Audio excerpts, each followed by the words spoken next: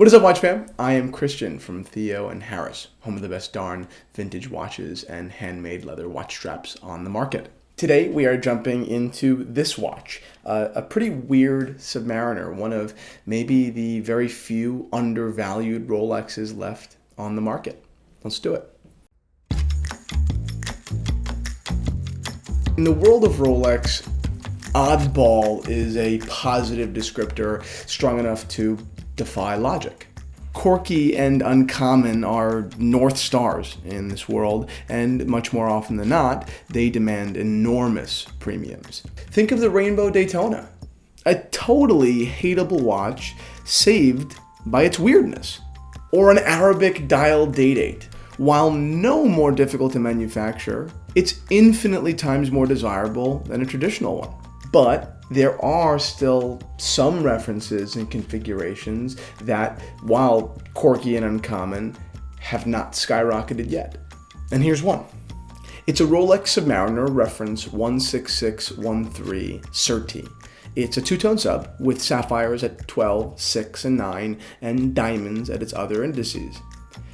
In order to understand the Serti, to get why, believe it or not, it actually makes sense in the Rolex catalog, we'll have to go back a bit.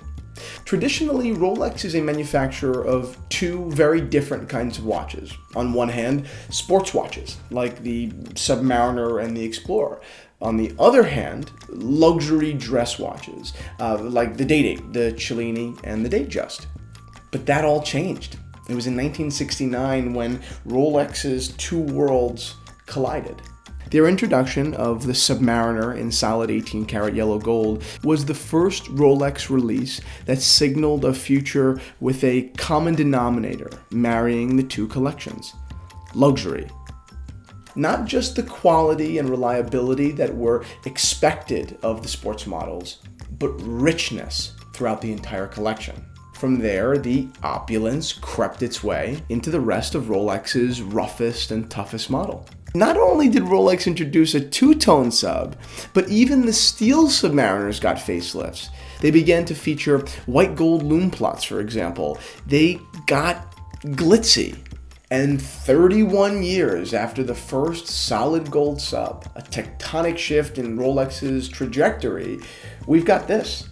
Something extremely far from James Bond, but still so Rolex. The Serti configuration, which comes from the French sertir, meaning to set, usually in reference to precious stones, was also offered in the GMT line as well. These precious subs are typically sold between $9,000 and $10,500, which now is basically on the low end of the Submariner market. But why? Is it because diamonds and gold and sapphire are unwanted? No, look at the Patriot, look at the Gummy Bear, look at the Platona. They're rock stars. It's accessibility. That's it. These watches weren't produced in limited runs, and evil dealers haven't decided to hoard them to create an artificial perception of rarity. Not yet, at least. So for once, it's the geeks who win. Anyway, I love this watch. A colleague, shout out to you, George, has one, and I find myself peeking under his cuff constantly. Our example, which dates to 2000, is in terrific condition, with its original oyster bracelet, an immaculate slate dial, and blue insert.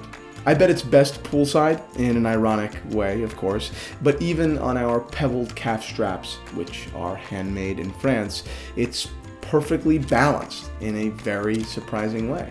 This Rolex Serti Submariner is officially for sale in the watch shop at Theo and Harris.